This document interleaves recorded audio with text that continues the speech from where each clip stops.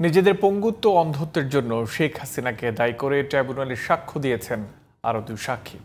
বিচার চেয়েছেন সাবেক স্বরাষ্ট্রমন্ত্রী আসাদুজ্জামান কামাল ও সাবেক আইজিপি চৌধুরী আব্দুল্লাহ আল মামুনেরও। দ্বিতীয় সাক্ষী আব্দুল্লাহ আল ইমরান সাক্ষ্যে বলেন, শেখ হাসিনা পঙ্গু হাসপাতালে আহতদের দেখতে গিয়ে নো রিলিজ নো ট্রিটমেন্টের নির্দেশ দিয়েছেন বলে তিনি শুনতে পেয়েছেন। আর এই সাক্ষী পারভিন বলেন, মোবাইলে শুনতে পেয়েছেন শেখ হাসিনা গুলি করার নির্দেশ দিয়েছেন।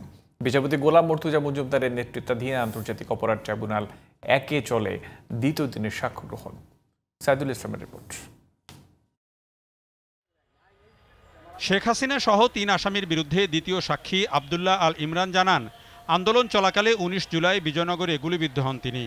পরে বিভিন্ন হাসপাতাল ঘুরে বন্ধুদের সহায়তায় পঙ্গু হাসপাতালে ভর্তি হন। চিকিৎসা চলাকালে ২৬ বা ২৭ জুলাই আহতদের দেখতে যান তৎকালীন প্রধানমন্ত্রী শেখ হাসিনা। হাসপাতালের হেল্প ডেস্কে Sheikh Hasina no release no treatment নির্দেশ দিয়েছেন বলে শুনতে পান ইমরান। এমন তথ্য দেন আদালতকে। তার মোট ২৫টি অপারেশন হয়েছে, তবে তার চিকিৎসায় অবহেলা করা হয়েছে বলে ট্রাইব্যুনালকে জানান ইমরান। ওনার সামনে বলা হয়েছে যে নো রিলিজ নো ট্রিটমেন্ট। উনি মনে করেছিলেন যে হয়তো চিকিৎসা হবে, কিন্তু পরবর্তী যে অবস্থাগুলো দেখেছেন উনি, তাতে ওনার কাছে মনে হয়েছে যে নো রিলিজ নো ট্রিটমেন্ট অর্থ হচ্ছে যে রিলিজও দেওয়া হবে না, ট্রিটমেন্টও দেওয়া হবে না, এবং ওনার পা পচে গেছে কিন্তু চিকিৎসা দেওয়া হয়নি। ওনাকে বলা হয়েছে সকাল ৮টায় অপারেশনে নিয়ে যাওয়া হয়নি।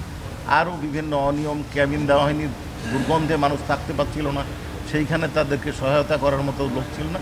এ ধরনের বিস্তারিত বর্ণনা উনি দিয়েছেন। এরপর তৃতীয় সাক্ষী হিসাবে আসেন লক্ষ্মীপুরের পারভিন, যিনি সে সময় স্বামীর সাথে ঢাকায় বসবাস করতেন। আন্দোলনের সময় যাত্রাবাড়িতে এক গুলিবিদ্ধকে উদ্ধার করতে গিয়েছিলেন তিনি। সেই ছেলেটি তার কাঁধের উপরেই মারা যায়। পারভিনের চোখে গুলি করে পুলিশ। প্রথমে ঢাকা মেডিকেল ও পরে চক্ষুবিজ্ঞান ইনস্টিটিউটে তার চিকিৎসা হয়। 2 সন্তানের মা ও বর্তমানে গর্ভবতী পারভিন তার অন্ধত্বের জন্য শেখ হাসিনাকে দায়ী করেন। আসামিদের বিচার চান। তার চোখে কিভাবে গুলি করা হয়েছে তার বর্ণনা দিয়েছে। তার চিকিৎসা করা হয়নি, 5 তারিখের আগে ভালো হবে সেটার বর্ণনা দিয়েছেন। 5 তারিখের পরে তার চিকিৎসা ভালো হয়েছে সেটা বলেছেন। উনি এই ঘটনার জন্য যারা দায়ী তাদের নাম বলেছেন, একজনের নাম বলেছেন এবং তার বিচার চেয়েছেন।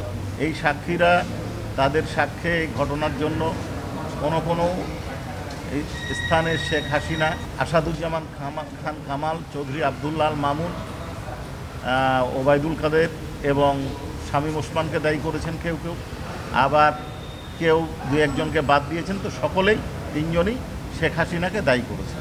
এদিন মামলার সাক্ষ্য ও বিচার কাজ নিয়ে গণমাধ্যমের সামনে কোনো কথা বলেননি আসামি পক্ষের রাষ্ট্রনিযুক্ত আইনজীবী। 6 আগস্ট পর্যন্ত সাক্ষ্য গ্রহণ মুলতবি করা হয়। ওই দিন ট্রাইব্যুনালে সাক্ষ্য দেবেন এই মামলার চতুর্থ সাক্ষী। Saidul Islam, GTV news, Dhaka.